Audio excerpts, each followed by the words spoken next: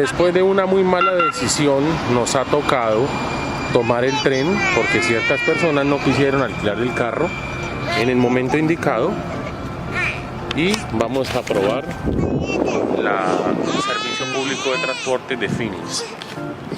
Entonces aquí estamos esperando el tren para su llegada.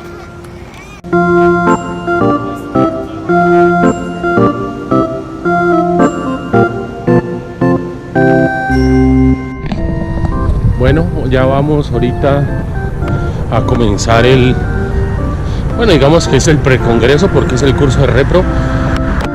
Vamos caminando, como pueden ver, aquí por las calles de Phoenix. Todo está cubierto de esta piedrita amarilla. Es un desierto completo. Afortunadamente todavía no ha comenzado a hacer mucho calor y es mi primera vez yendo a pie hasta el congreso. Yo creo que ese edificio grande que se ve al frente es el Convention Center. Vamos a ver cómo nos va en la adaptación de nuevo al inglés, pero creo que va a estar chévere como siempre.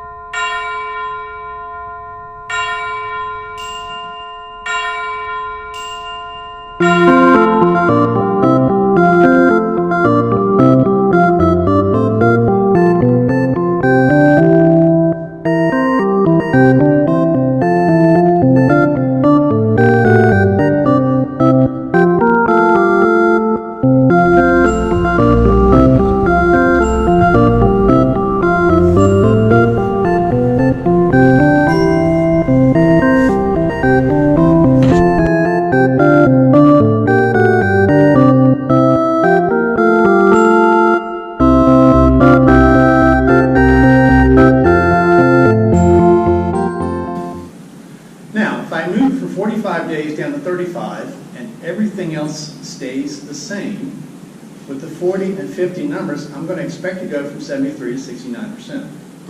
Exact same performance, but what we measure at the end is different. Now, if I go from every 28 days to every 7 days, look at the number, 40, 50, 69 goes to 57. And again, what's important here is for you to set expectations as you change protocols, programs on farms, so that you're not caught later explaining yourself why performance went down. It's much better to be proactive to say, we're going to go from every 2 weeks to every week. And the percent that we find on preg check is going to go down, even if your performance stays exactly the same. But it's about setting expectations. Okay? Okay, let's go through a few of these here. Economic value.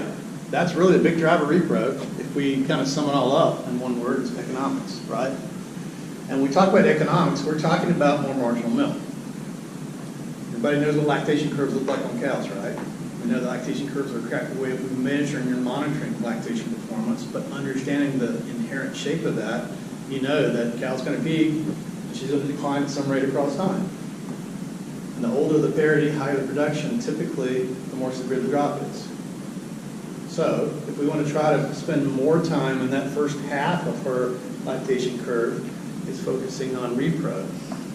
So now we get into repro influencing the typical day in milk distribution for the herd. And that is the biggest economic driver in most situations for repro. And that is why it tends to cap out around 32, 33, 34% 21-day preg rate based on the V60. Okay? All right, Sally said greater rate of genetic gain. Well, those are the words I put in her mouth. That's what she said for I think about replacements and value of offspring.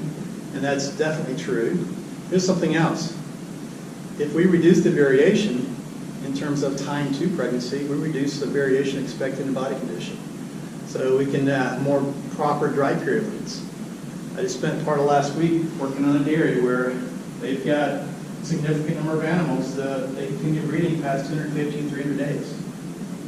I'm trying to get them to go from their current, what they say their current D&B time period of 300 is, back to at least 275. Let them realize the wheels aren't going to fall off before we bring it back down some more. But it's trying to reduce the variation for that herd. And I'm doing it by trying to show them what happens to those cows that got pregnant late. Guess what happens? They have a higher culling risk in next lactation. They have poor reproductive performance in next lactation. But if you look at milk, what do you expect you'll find? Next lactation of milk for cows that got pregnant late. It's actually more of the ones that survive. But here's the challenge. Who got the longer opportunity for more days open? It wasn't the low-producing cow. So it's completely biased by the selection criteria in the previous lactation. She's already a low producer, you know. That's exactly right. She didn't have the chance for 300-day open insemination, the 300-day milk insemination. In most farms, if they're really bad, they might, but generally speaking. So when you start looking at milk, even if I tie in previous 305, previous lactation 305, it's tough to find that association. We know it exists, but because of the selection bias, we got that opportunity. It's tough to tease out. John said flexibility. A high pregnancy rate creates options. It creates options that we didn't even honestly dream about 10, 15 years ago in terms of breeding management. When we started looking at sex semen economics on the heifer side, we didn't dream. In fact, I've got statements in old slides saying do not use lactating cows.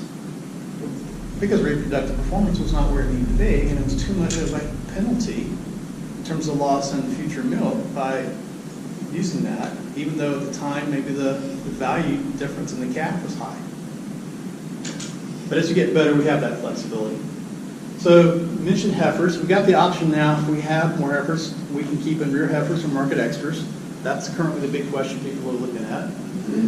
We have the option for more aggressive culling.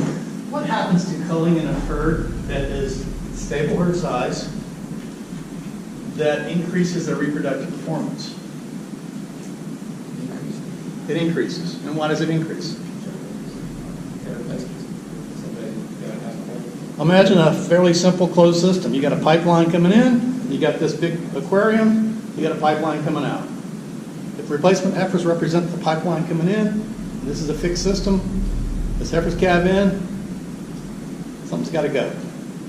The question always becomes now, do I divert some of this pressure off of this pipeline if I have too many heifers so that I don't cull off the back end, or do I continue pushing them in?